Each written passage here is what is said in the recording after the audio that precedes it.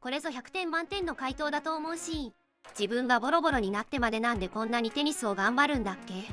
テニスって楽しいじゃん。スポーツもので最高の答えだと思ってる。小沢じゃん。何してんの？中学卒業した後数ヶ月で痩せて身長高くなったのに説明なしで誰か分かったし。いいよねここ。頑張れロビン。もしお前がマリポーサに勝ってくれたら牛丼の大盛りをおごるぜ。卵と味噌汁もつけてな。イギリス人のロビンが言うからいいんだ。それがどうした？私は今の話をしている。うじうじと旅立ちをためらう者への最適解。ほんとバカね。半分どころか全部あげるわよ。俺の人生半分やるからお前の人生半分くれ。10日交換の原則に対する返答。あまりにもヒロイン、あまりにも男前。もう大丈夫だからね。おばあちゃんが来たからね。ヒロアカという物語における100点のセリフ。ヒーローじゃなくても一人一人が関心を持つことでディランが生まれることはなくなるんだよな。鍋が吹いてるぞ。大丈夫よ。6秒で終わるんだから。圧倒的格上感がある返答。ウェルフィン、俺の王はジャイロタだ一人。お前らは敵だ。メルエム、会えるといいな。そのものと、そして可能なら人間として生きるがよい。この返答が完全に王の器を表していてめちゃくちゃ惹かれる。5を始めてどれくらいになる？1000年。これかな。エドのオートメイルの修理に1週間はかかるかという問いに対して、なめんじゃないよ。3日だ。お年寄りがかっこいい漫画、神。はい、はい、いいえ、ありがとう。すみませんだけであらゆる会話を乗り切るテストで、どんな服が好きとその4択では答えられない質問をされた時にマヤがした回答。レコードを探しそれを渡すという演技。マヤ、恐ろしい子。だが断る。これも定番だけど100点の返しだと思ってる。なんなら今からあんたの一番大事な人間を殺してやろうか。今あんたが言ったことがどれほどずれてるか実感できるぜ。もう、みんな殺されてる。100点の回答ということでよろしいでしょうか。やっと全員揃ったか。こら遅いぞ新庄。何やってたんだ。自分は野球なんてやれない。今さらあいつらの中に入れないと思ってた新庄が勇気を出して一歩踏み出した時の川藤のセリフ。来てくれてありがとうとかよく来てくれたとかそういうものはなく当たり前に来ると信じてたからこそ出てきた言葉。本人も周りもこの一言でふっと空気が軽くなったよね。釣れますか？大物がかかったようだの。方針演技のこれ、いいよね。お前は俺を食うんだろう。もう食ったさ。腹いっぱいだ。最高に美しくて完璧で悲しい回答。なめるなよ。あれは私が選んだ女だ。だが、妻だけは自分で選んだ。ブラッドレイの奥さんに対する回答がもう満点すぎて大好きだわ。あんた、またやられっぱなしだったのね。呆れるわ。なぜいつも黙っててやり返さないのよ。明日、やって、やら。明日っていつの明日よ。姉ちゃん、明日って今さ。ここでこの答えを出せるのが僕なんだよね。人間の素晴らしさは勇気の素晴らしさ。何のために、念のために。こういう返しいいよね。何か一つを極めるということは他の全てを捨てること。それができぬお前は結局半端者なのだ。捨てたのかよ。逃げたんだろう。ものすごくぐさぐさ刺さったセリフ。ちょうちょう、お前はまだ実力の半分も出してねえ。茜、今の2倍腕上げれるってことですよね。茜話の気に入った返し。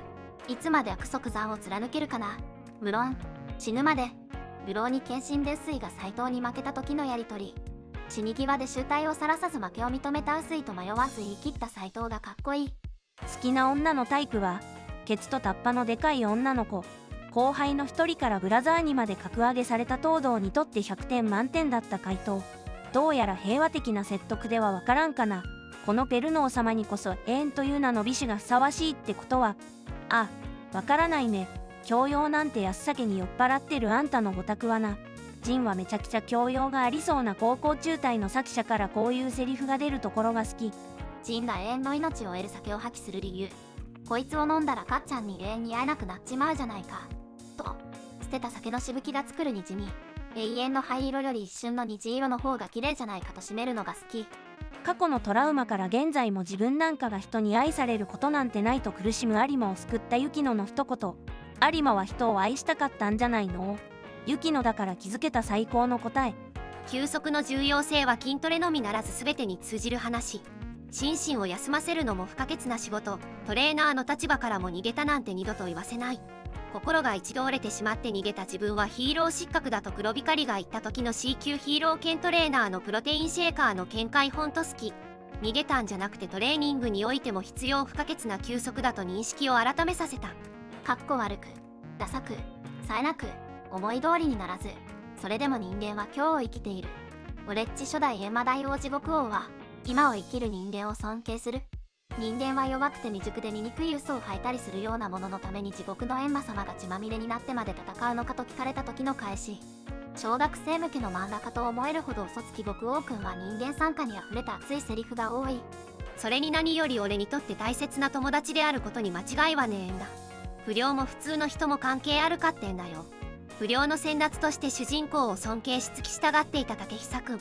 しかしある日竹久くんは主人公が見た目が怖いだけの一般人であることを知って、そしてそのことを見ないふりしようとしていたことを自覚してしまう。今更どういう風に主人公と向き合おうか悩んでいた時にモブたちに、主人公は普通の人らしいけどぶっ倒せば箔がつくよな、お前も騙されてたんだろ、一緒にやろうぜと言われたが、自分で答えを見つけてこのセリフ。揺らいでいる。試験を一発合格できる100点の回答。なお十数年そばにいたベテラン1級魔法使いでも気づけない答え。余計なお世話はヒーローの本質なんだって。なんでお前連続殺人鬼相手に立ち向かうの？